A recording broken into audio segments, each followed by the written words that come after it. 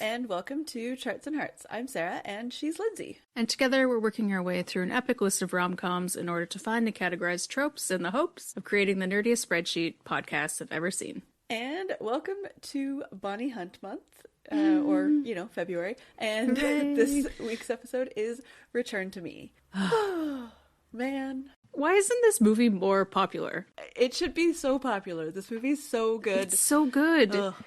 And we really needed a good one because it's been a while. It's been a while. And it's 2000. It's 2000. I mean, it's not problematic, which is weird. Yeah. For 2000. Yeah, there's a few bits and pieces. But it's not offensive. It's just a movie. Yeah, it's just a movie from 2000. So there's definitely asides and all of that. But considering everything we've just been watching. No kidding. And also considering the subject matter, it could be so overwrought or so overdramatic or so cheesy, and it's just not. Yeah. Ugh, it's really good. Highly recommend it. We're gonna spoil the daylights out of it, but if you haven't seen it, I would recommend just go watch it and then come back. It's worth it. Yeah. So this is with David Duchovny and Minnie Driver, and a delightful cast of other characters. Yeah. Yeah, I guess we should do a quick summary, just if you've seen it, but you haven't seen it for a while. So, okay. David Duchovny is a builder, a construction builder, architect-y kind of guy. And he's married to a, zookeeper veterinarian. So she's more of a zookeeper curator. They do introduce her as Dr. something. So anyway, I she looks after gorillas. Yeah. Mm-hmm. And she's trying to fundraise to build a new gorilla habitat for this gorilla, and she's played by Joely Fisher, and she's awesome. Joely Richardson. Joely Richardson. I get their names mixed up, but I knew exactly who I meant in my brain. Yeah, she's really good.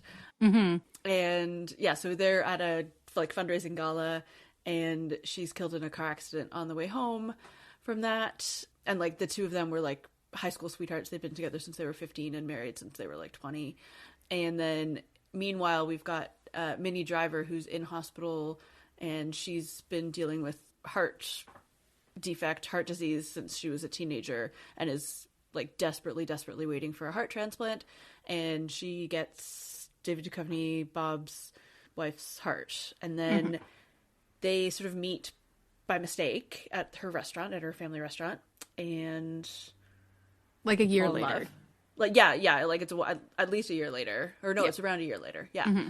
Because he starts his friend makes him go on a blind date basically, and that's where they meet. Well, they see each other and feel something, but don't really realize what's happening. They sort of cross paths, but yeah. So anyways, they meet, they start going out, and she finds out in a sort of convoluted way that his dead wife, or she has his dead wife's heart, and she finds out and can't tell him, and then freaks out, and they sort of, obviously, because it's a huge thing, full of so many emotions. Yeah. And then she runs away to Italy. She'd always planned to go to Italy, but not right away.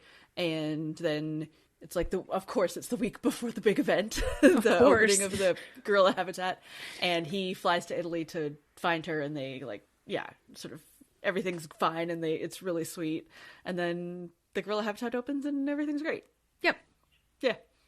Yeah. Yeah. And it could, it could be schmaltzy, Lifetime movie of the week. I'm sure it's been done. Oh, yeah. Similar. Yeah. Yeah. But it's not. It's they handle it really well. And then again, the side characters, which is a thing that we've been saying in my family for years, because this is one of our favorite movies, and so is While You Were Sleeping, and they have the same thing in common. The supporting characters and the supporting cast in this movie are incredible, the actual cast, but the lines and the humor that doesn't need to be there is so amazing and so entertaining, and I just love it so much. And I think also a huge part of it is that the two of them have full lives outside of each other. It's not they both have friends, they both have family, or friends that are family. I mean, David Duchovny's character less so, because his wife's dead, a recovering widow, or whatever you call it. Yeah. But he has a really good friend, he has his work buddies. Yeah, and he's he's charming, but he's personable, the guy who walks his dog and the girl who brings him his food. They're He's like, they like each other, like they know they're friendly with his dog. Like he's Yeah. very friendly, and he's not like sad and alone like Sandra Bullock in all of her movies. Yeah. So it's just really good. And like they have people to talk about their feelings with as well. Yeah. Which I think is really important, because otherwise then you like have people that aren't processing their emotions. Yeah. And also like, yeah, it's a big emotional thing that they need to work on separately and together. Like, And like even right before she finds out, they're like just sitting on the couch and he's talking about how much he loves his wife to his girlfriend. And like, and she's being supportive of it. And she's like, you've been working so hard. She would be so proud of you. You're so tired. Yeah. You deserve, like she's being supportive of his career and his mourning of his wife. Yeah, like it's really, until, aside from the fact that she didn't tell him that she has a heart transplant, it's quite a healthy relationship. Yeah, and I mean, that's also hard, like, because until it's the night that she's going to try to tell him that she's had a heart transplant, that she finds out whose heart it was. And so, like, before that, there wasn't really any need to. Like, I think, she was really self-conscious about it. Yeah. Both about her scar and also about being treated as, like, a broken person. Because, this is somebody who was living with pretty major heart problems, like, from her teens until, she's, like, 30. Yeah. So, like, half her life, at least. And also her mom died of a heart condition when she was 5. So, like, of course she has some trauma about that. So it's not like she owed him an explanation. No, no. It's just like, if they were going to take a next step in their relationship, both physically and emotionally, it's she what had to have by been that done. point, Yeah. but not before that. Yeah. Yeah. And also, I really liked that they sort of talk about, so he and his wife, not that, like, you can't have deep feelings for somebody that you've been with since you were a teenager, but they were both kind of in the same boat when they're coming to dating each other. Like, he hadn't gone on a date since he was a teenager, and neither had she, for totally different reasons. But but it's interesting because they, especially the way that they dress Minnie Driver, like she's very not like infantilized, but she wears the kind of clothes that you think you're going to wear when you're a teenager thinking about being an adult, unless you're Jennifer Garner in 13 going on 30. But like with the flowered button-up shirts and then the matching-ish kind of flower skirts, like they're very nice, and she dresses very well, but it is preppy. It is young. She dresses young, not immaturely, but young. Because she's trying to find figure herself. out how to be an adult in her late 20s or exactly 30s. Yeah. And I think they do that really well. Yeah. And the other thing is that without discounting how much he loved his wife, they convey that it's a different set of emotions. Like, he's not feeling the same thing for her that he felt for his wife. Yeah. Like, he's like, I love my wife, I miss my wife, but I ache for know. Grace, who's Minnie Driver, and I'm just like, ugh. Yep. My heart. And, obviously that's like the difference between, like, two people and two stages of life, but also like fresh new love and like long-term love. Like, you're at different stages. Yeah, Doesn't definitely. mean better or worse. It's just different. Yeah, it's just different. Yeah. Yeah. So they did a really good job. Any other observations? Well, there's a swing band. So Of that's course how you there know is. it's the 90s. Even though it's 2000. 2000, but yeah. Don't feed gorillas french fries. Yeah, no. That's a note I also, have. like, yes, I know he had a special relationship with the gorilla because of his wife, but Yeah. the construction crew's not usually allowed, like, open access to the gorilla habitat. I mean, obviously there's a gate between them, but yeah, he just, like, goes there in the middle of the night. Yeah. Yep. Yeah, and it's not like a really big deal. It's just it's a very plot-driven way that the habitat is being controlled. Yes. Also the fact that it's only, like, a year and a bit. Yeah, it's only a year. Yeah, it's just, and like the vets are in charge and nobody else. Yeah.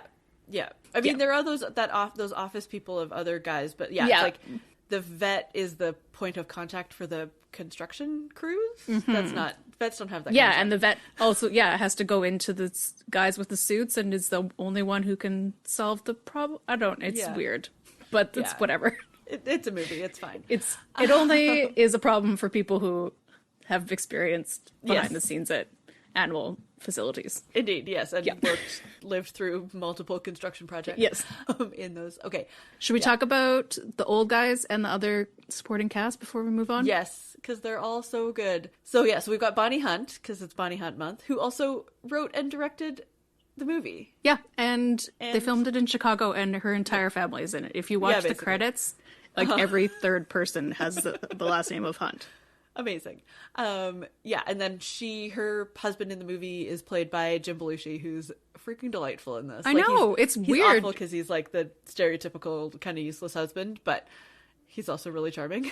Yeah, he's really charming, and then he has moments where he's like super supportive of Grace, and and he's like, I'll go beat him up, or like, I'm trying to get you a date and stuff. Like, yeah, he's definitely a husband, or doesn't pay attention, but useless. He has his moments. Husband, but he has his moments for sure. And then we've got, so it's Grace's grandpa is Irish, and then he and his brother-in-law, who I'm assuming is her.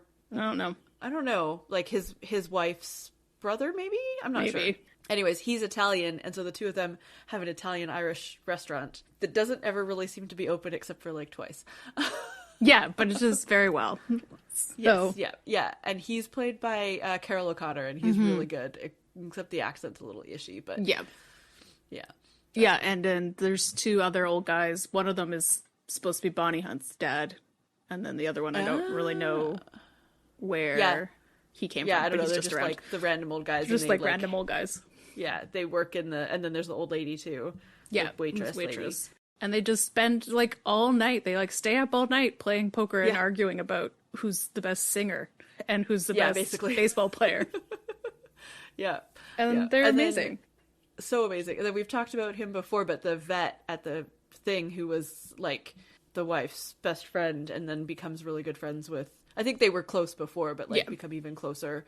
Like he's the one looking after Bob after his wife dies. And he's David Alan Grier, and he's so good. And he's so good, and he's really funny, and he's good because he's like wary of like, why are you hanging out with old people, and like wants to make sure his friend's okay, but then like accepts it. He's like, oh, okay, well then I'll hang out with them too. Like whatever. Yeah, he like really quickly becomes like, they sort of form this sort of blended family, but of like friends and family.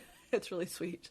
Yeah. Oh, so Grace is an artist. She's a watercolor painter. And I thought it was nice that they hired, like, apparently a well-known Chicago watercolor artist to do Grace's paintings for the movie. And they were really nice. Like, I liked them a lot.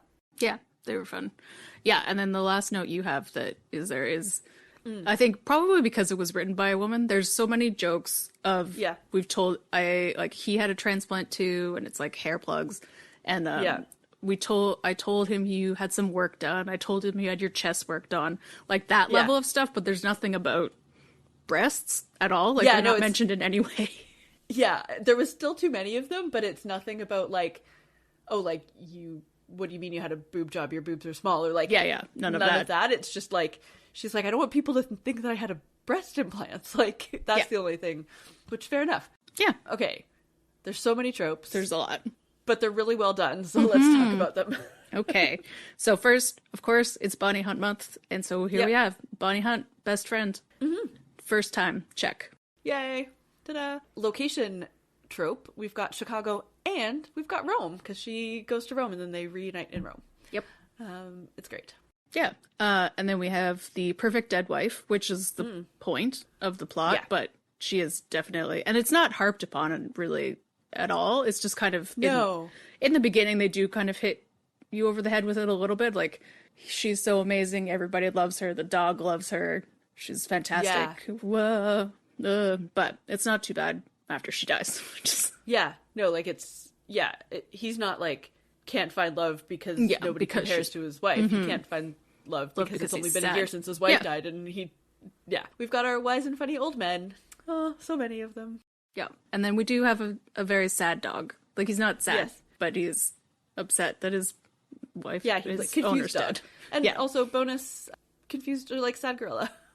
Yes. It's, like, it's not as, like, noticeably done, obviously, because it was, like, a real gorilla at the Lincoln Park Zoo in Chicago, but, not an animal actor like the dog was. But, there's definitely, like, they try to show that the gorilla is like, you know, comes over to do sign language with Grace when she comes and stuff. Like, Yeah. yeah, Very good connection. Yeah, the same with the dog. Yeah. The animals know that the heart is there. indeed. Yep. Oh, we've got a first date after, you know, death, or, you know, I think we've had this trope as well after a breakup is so bad. It's so bad. This lady, I wanted to smack her through the TV. I know. Oh my god, she's awful. It's awful. And then she ordered water in a bottle with a straw, and I was like, thanks for that. That's still around. Yeah. Yep. Yeah. The actual worst. And like, yeah, so rude, so dismissive, so judgy. Ugh, gross. Yep. Yep. Yeah. We do have a lovely montage of them falling in love. And like you said, the found family bonding of like, they all go do really random stuff together. They all get like matching bowling shirts. It's super so cheesy and cute. adorable. Yeah. And then there's like really attractive shots of David Duchovny jogging and like staring at Grace. And I'm like, yep, here for this. Yeah. Yep. Very swoon-worthy. Oh yeah, we've got the big meddling family, which we talked about. And yeah, they're definitely not as annoying as they have been in other movies. Like, Yeah. yeah, definitely more on the vibe of While You Were Sleeping, not... Yeah.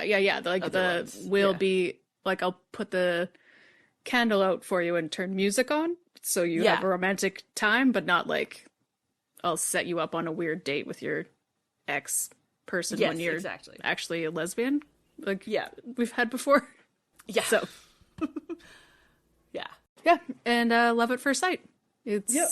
unless you're looking at the heart, I guess. I don't know. Yeah, I mean, I think of it as love at first sight. It's Yeah, just like a weird too. coincidence that they have that other connection. But, Yeah. you know, some Yeah. people might think it's the heart. And I think that's also like part of why she freaked out and he freaked out. It's like the implication of that is like, did I only fall in love with you because of their like, of this, physical yeah. heart? But yeah.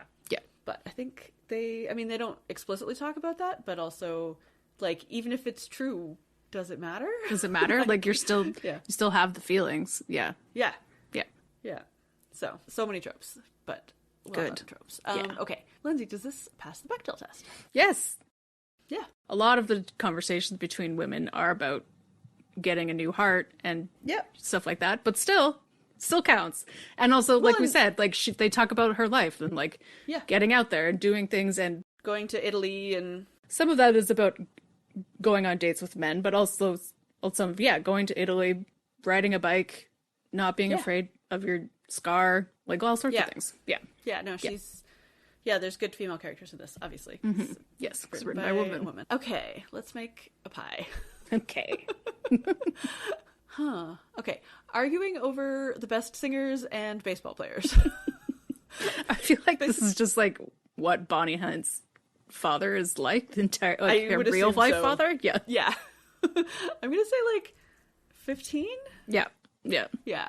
We actually haven't talked about it this much, but David Duchovny is so attractive in this movie. Yeah. And is also really good. Again, just like last month, he's a very good actor that people, for some reason, this is his only rom-com, and I don't know why. It seems wrong. I mean, so that might be his choice. Of course, yeah. But yeah, like, he's so good in this movie. He's a really good actor. He's so charming. Mm-hmm. And he's So dreamy. quite So, nice to look at. I don't David know. Swoon, 30? 30? Yep, I'm into it. 30%? Yeah. Yep. Okay. Animals with deep feelings. Maybe 30? Yep. Like a big part of the movie, and it's sort of like the metaphor kind of of things. Yeah. We've got... I feel bad because he might actually be like have grown up with an Irish accent, but Carol O'Connor's Irish accent is It's interesting. yeah, it's a little too much, maybe. It's not like Lucky Charms. No, bad. it's just very strong. So It's like it's inconsistent, I think. Mm-hmm. Yeah, It's a 'cause little sometimes it's really bit- strong and Kendra. It's in the Kendra Yeah. column of accents. yes, yeah, Kendra from Buffy the Vampire If you know, Slayer. you It's know, like, basically. yeah, Yeah. it's just like it's not the most stereotypical Irish accent, but it's also it doesn't feel natural. Is really Yeah. Mm-hmm. and it was distracting, and also I found it hard to understand him, not because of the accent, but because Yeah. it was in like his accent was so inconsistent. Yeah, that's probably 15%. I would say 10, so we can leave Okay. a little Yes. bit more for the last Yeah, one. okay, 10%, and that leaves us. With 15 for Bonnie Hunt's 11 million tiny children. Oh my gosh. Her and Jim Belushi have like another child every single time they're in a scene together. It's don't even understand. Really funny. Yeah. They have somewhere between like 5 and 10 children. Yep.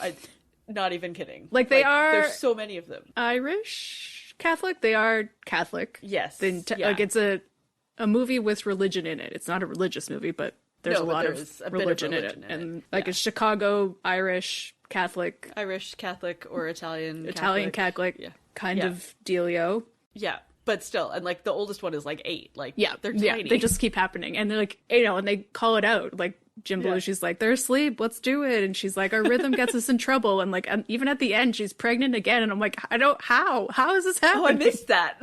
Yeah, in the wedding, in the credits. Oh, I missed that. Yeah. Amazing. Okay, yeah, so I'll do a quick summary. 15% arguing over the best singers and baseball players, us swooning over David Duchovny, 30%. 30% animals with deep feelings, 10% ishy Irish accents, and 15% body hunts 11 million tiny children. Oh, so good. What do you think is next for them? Good about it? Yeah, me too.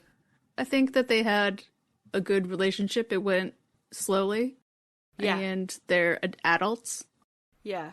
Yeah, like if they'd discovered the weird connection and they had only been on like 1 or 2 dates. Yeah, I think it would have been too weird, but like they'd fallen for each other before they found out. Neither of them really kept it a secret for that long. Like she kept it a secret for like a day or two. Not even. And as soon as she told him about the transplant, he was like super chill about it. Like yeah. And as we said, they are very good at talking about their feelings and having like actual adult conversations about their relationship and their baggage. Yeah, exactly. So exactly. I feel good about and Lindsay, what's next for us on this good old Bonnie Hunt month? A movie starring Bonnie Hunt that is about icky relationships. We will be talking about Tony Stark and Aunt May in Only You. Amazing. It's great until you think about it. Yeah. We'll get to it. We'll get there. We will get there. That brings us to the end of this delightful episode.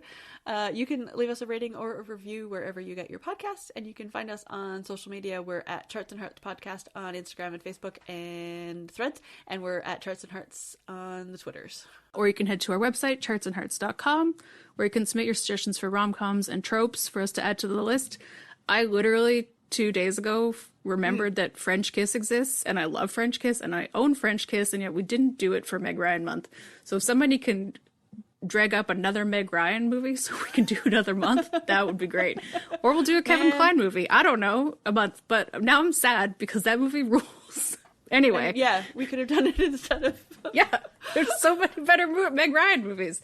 So please send us your rom-com suggestions, not just of Meg Ryan. Again, as we've said before, we are two white, straight, older millennials, so please send us anything with some representation that you feel is needed on our list. And you can check out our Patreon at patreon.com/chartsandheartsclub, where for Bonnie Hunt Month, we'll be talking about Jerry Maguire. Return to Me is going to be the highlight of this month. Indeed. And let us know your thoughts of this movie. Have you seen it? Do you love it? Are you going to continue watching X-Files because he's so attractive? Yep. And in the meantime, hairy legs are your only link to reality. You should needlepoint that on a pillow. But also, Grace has Bob's dead wife's heart? Oh, this movie's so good. Also, I'm going to look and see if that quote is already on a needlepoint pillow, because I feel like it might be. Ooh, new merch options.